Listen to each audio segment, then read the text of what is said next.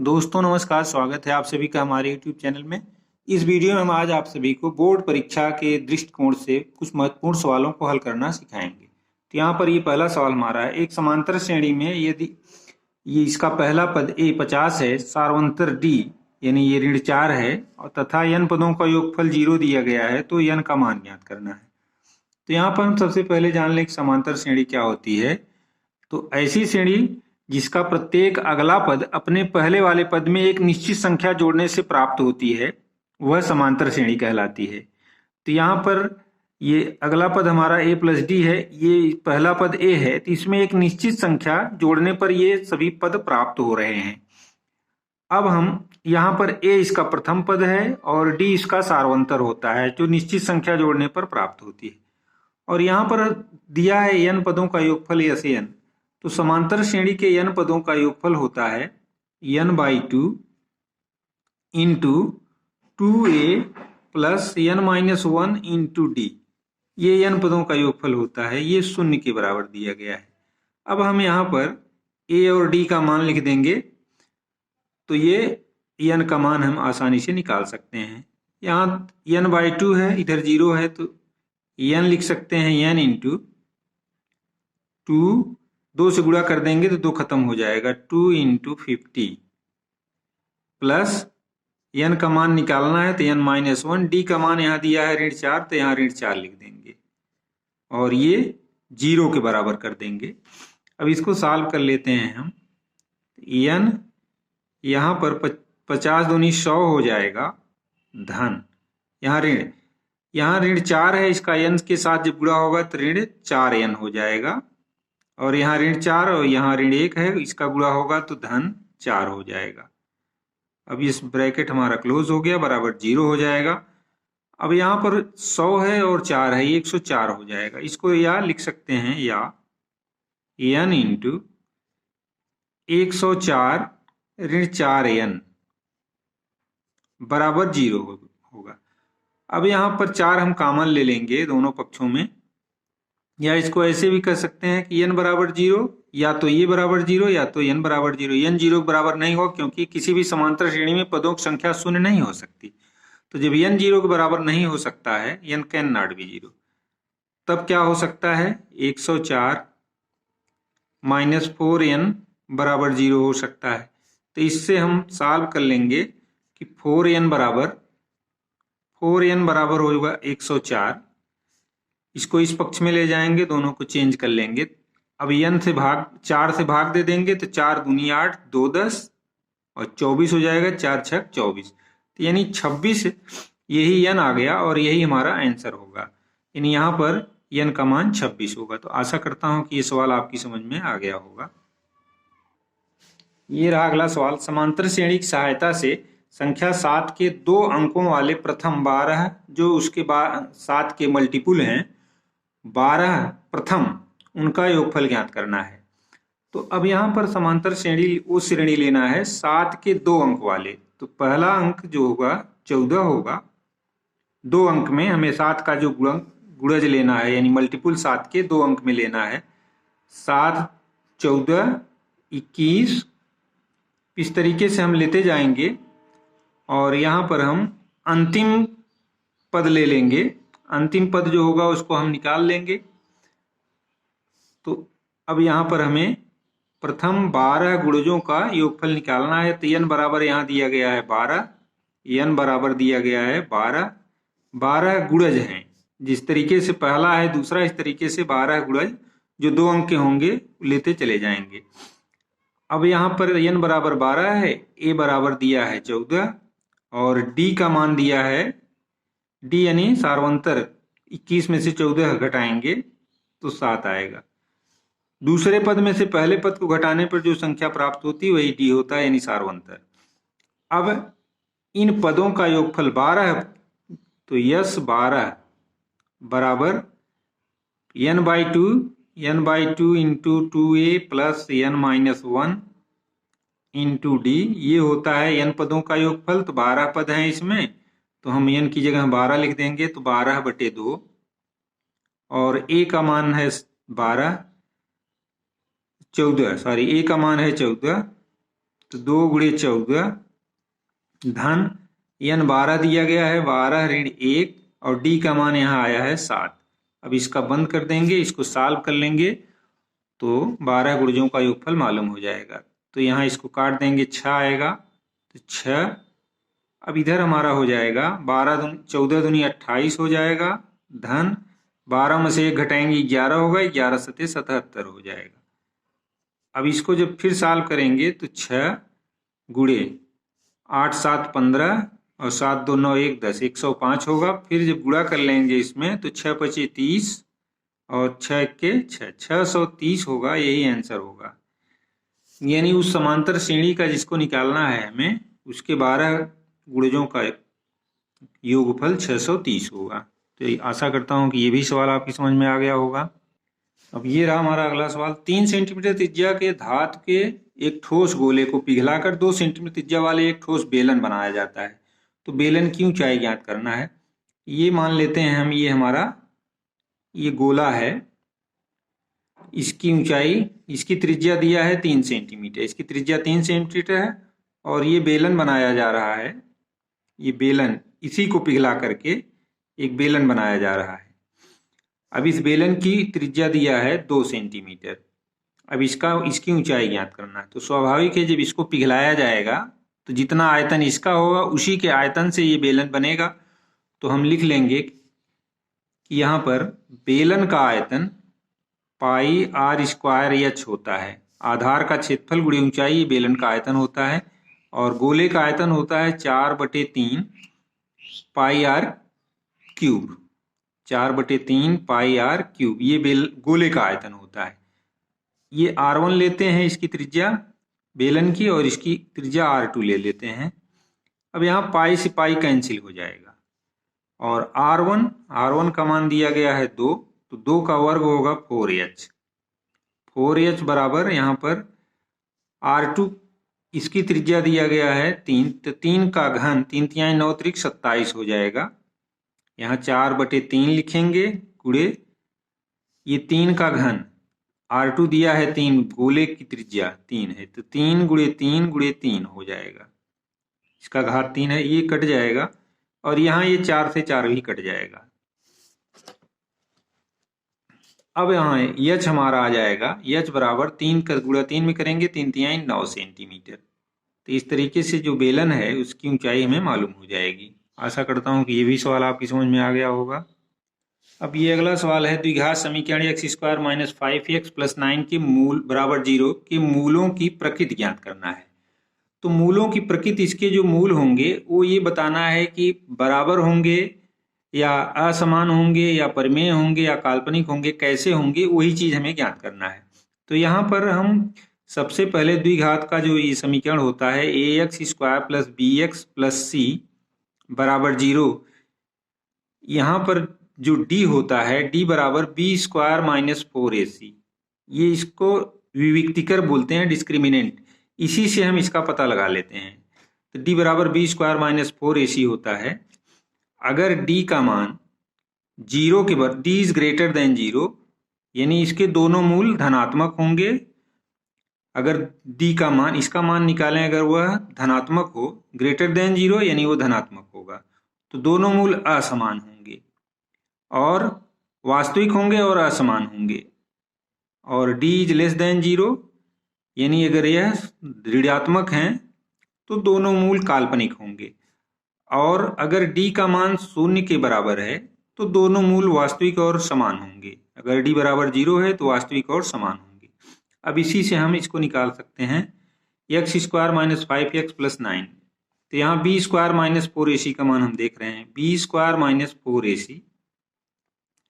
तो b का मान यहाँ पर इससे कंपेयर करेंगे, b का मान यहाँ -5 है, तो -5 का वर्ग कर देंगे, -4 इंटू a का मान यहाँ पर देख रहे हैं 1 है, इससे जब तुलना करेंगे दोनों से तो a का मान 1 है, तो 4 इंटू 1।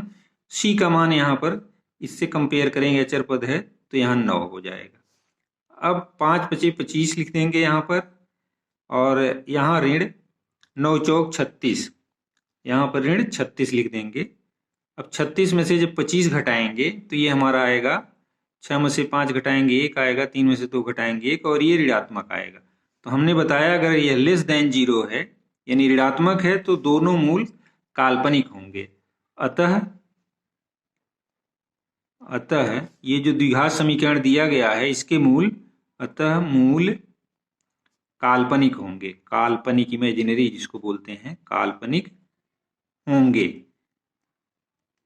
तो यहाँ नेचर ज्ञात करना है, अगर प्रकृति ज्ञात करना है मूलों का, तो ये चीज जानकारी होना है बहुत जरूरी है। बी स्क्वायर माइनस 4ac यानी डी, अगर यह धनात्मक है तो दोनों मूल वास्तविक किंतु असमान होंगे। अगर 0 के बराबर है तो दोनों मूल समान होंगे, वास्तविक और समान होंगे। और 0 के से छोटा यानी ऋणात्मक है तो उसके मूल काल्पनिक होंगे। यहाँ पर अगर बी स्क्वायर माइनस 4ac ये पूर्ण वर्ग संख्या है, यहाँ पर ये पूर्ण वर्ग संख्या है तो उसके मूल परिमेय होंगे। अगर पूर्ण वर्ग संख्या नहीं होती है तो दोनों मूल अपरिमेय होते हैं। अब ये रहा हमारा अगला सवाल, द्विघात समीकरण बनाना है जिसके मूल दिए गए हैं।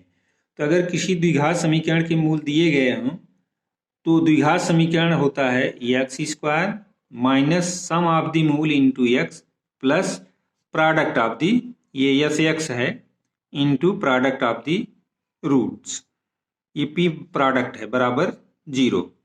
अब यहाँ sum of the roots S बराबर है दोनों मूलों का योगफल ऋण 3 धन 5 यानी ये है 2 आएगा, ऋण 3, 5 में से 3 घटाएंगे 2, और प्रोडक्ट दोनों मूलों का, इसको ये अल्फा प्लस बीटा, अल्फा और बीटा उसके मूल हैं तो ये यस है, और अल्फा बीटा बराबर प्रोडक्ट ऋण 3 गुणे 5, तो ये ऋण 15 हो जाएगा, 5 तिहाई 15।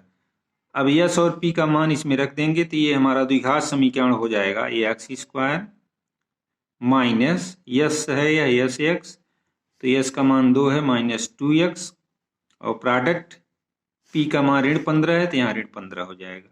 X square minus 2x minus 15 बराबर 0, यही अभीष्ट द्विघात समीकरण होगा जिसके मूल ऋण 3 और ऋण 5 हैं। तो इस तरीके से कोई भी द्विघात समीकरण हम बना सकते हैं जिसके मूल दिए गए हैं। तो क्या होता है, X square minus sum of the roots, मूलों का योग गुणे एक्स धन मूलों का गुणनफल बराबर 0। आशा करता हूं कि ये भी सवाल आपको समझ में आ गया होगा। ये रहा अगला सवाल, द्विघात समीकरण 2x square minus 5x minus 1 बराबर 0, इसको हल करना है। तो सबसे पहले हम ये देखते हैं कि अगर त्रिपदी व्यंजक से इसका गुणनखंड हो जाए तो गुणनखंड करके हम इसको हल कर लेंगे, अगर नहीं होता है तो इसके बाद हम सूत्र का प्रयोग करके हल करते हैं। तो यहाँ पर देख रहे हैं 2 का गुणा जब ऋण 1 में करेंगे तो ऋण 2 होगा, उसका कोई गुणनखंड ऐसा नहीं होगा कि घटाने पर ऋण 5 के बराबर आवे। तो इसको हम श्रीधराचार्य मेथड से हल करेंगे। अगर ये हमारा A X square plus B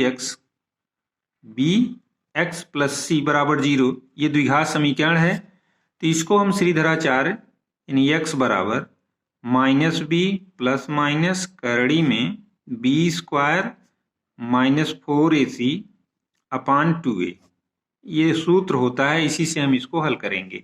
अब यहाँ इन दोनों से कंपेयर करेंगे तो हमारा a बराबर यहाँ a पर दिया है 2 और b का मान यहाँ दिया है ऋण 5 और c बराबर ऋण 1 है। इसी के a b c का मान इसमें रख देंगे तो हमें x का मान मालूम हो जाएगा और वही उसका हल होगा।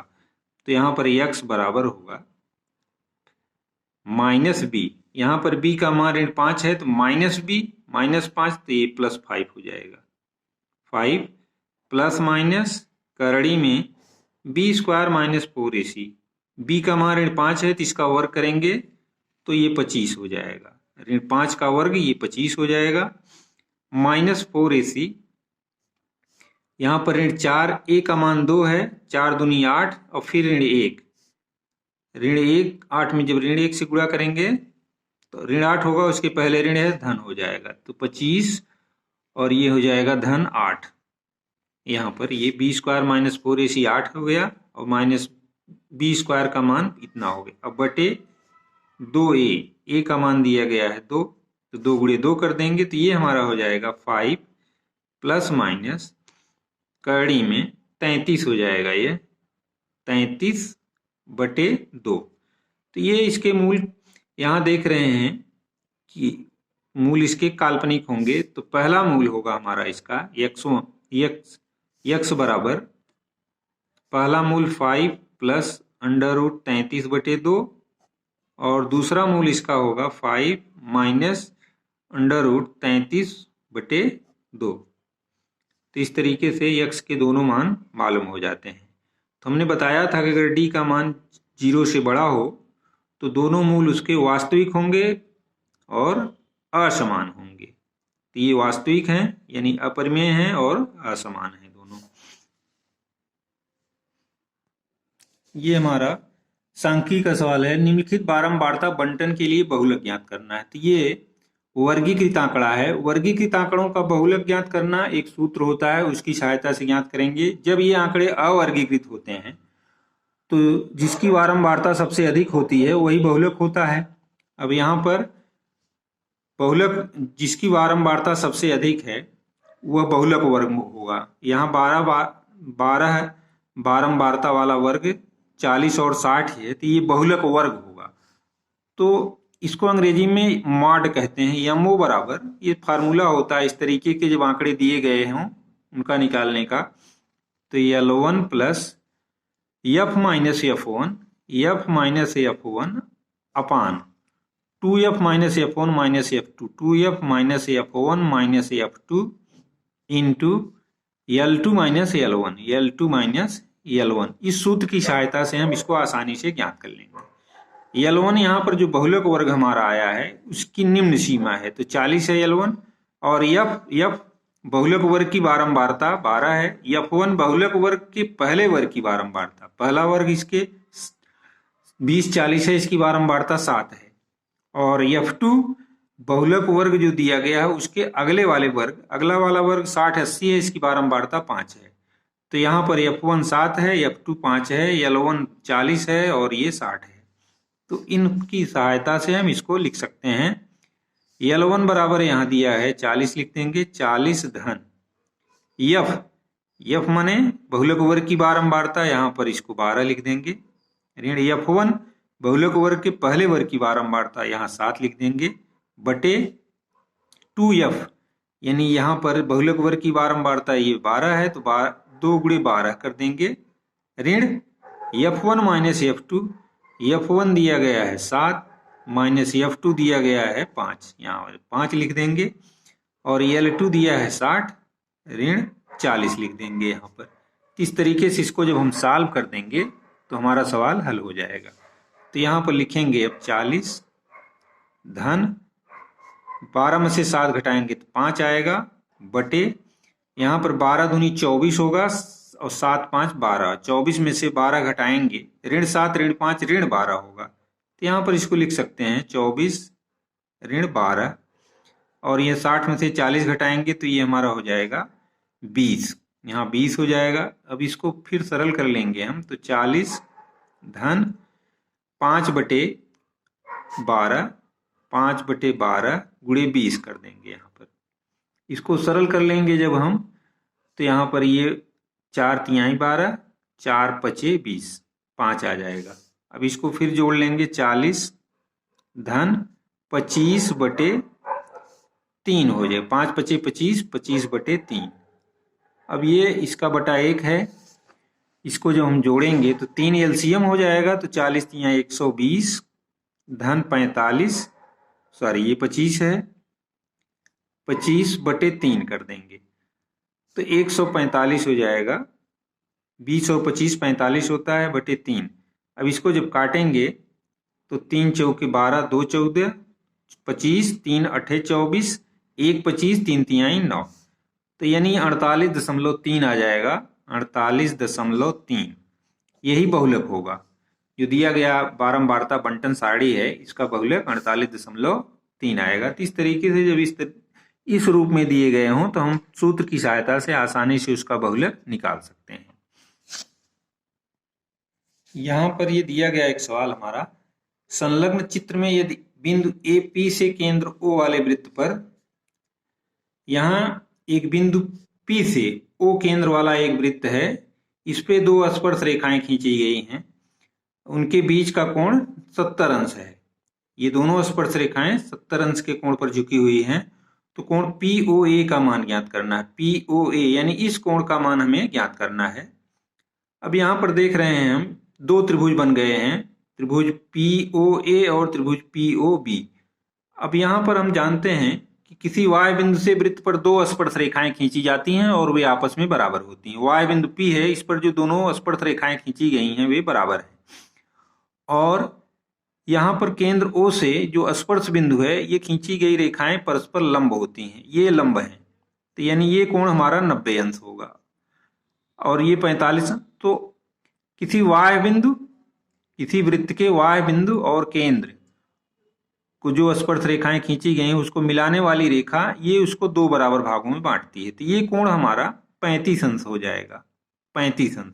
अब हम कोण POA का मान आसानी से ज्ञात कर सकते हैं।